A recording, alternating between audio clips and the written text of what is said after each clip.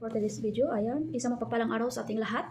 Ayan, maraming nag-PM sa akin na paano ma-set up.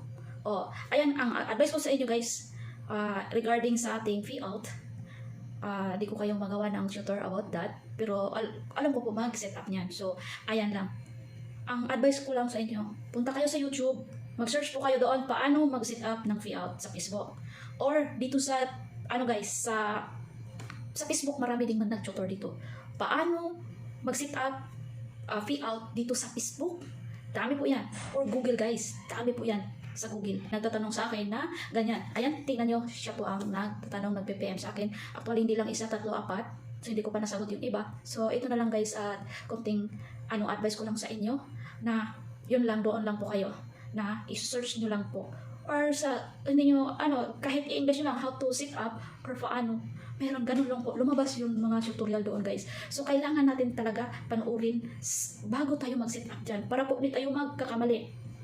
Pareho po dito kay, Ken Bill Chavez. Siya po ay nagka-problema. Siya po ay isang OFW from Taiwan. Doon siya na-monetize sa Taiwan. So, pag-set up po niya, ay nilagay niya po ay Taiwan. So, hindi man siya Taiwanese, no? Pilipino man siya.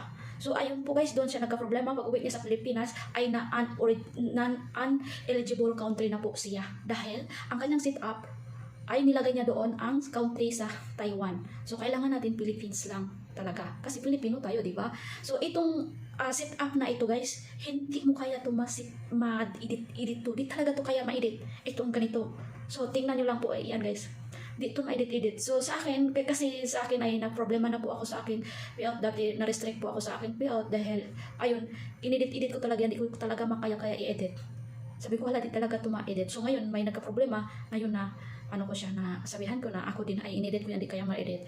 Kaya ganun po guys. So, ang advice ko sa lahat ng mga baguhan na hindi pa naka-set up dito sa pag-set up sa set up method dito sa sa Facebook, ayusin natin guys. Mamanood muna tayo ng video. Panuorin muna natin kung paano, kasi may mga advice doon na ito kailangan mo itama. Kasi itong pag-type mo dito, wrong ka dito sa pag-type tapos submit, di naman po kaya i-edit. Ayun. Yun lang, sa akin dito guys, walang nagtuturo sa akin, kung di sarili ko lang. Doon lang po ako sa YouTube, doon lang po ako sa Google. Google, ang dami talaga sa Google guys. Doon kayo At yun lang po ang mai-share ko sa inyo as kunting kaalaman lang po. Dahil ito po ay, pinagdaanan ko na ito. So, dito lang po guys at maraming salamat po sa suporta sa aking mga videos. God bless everyone.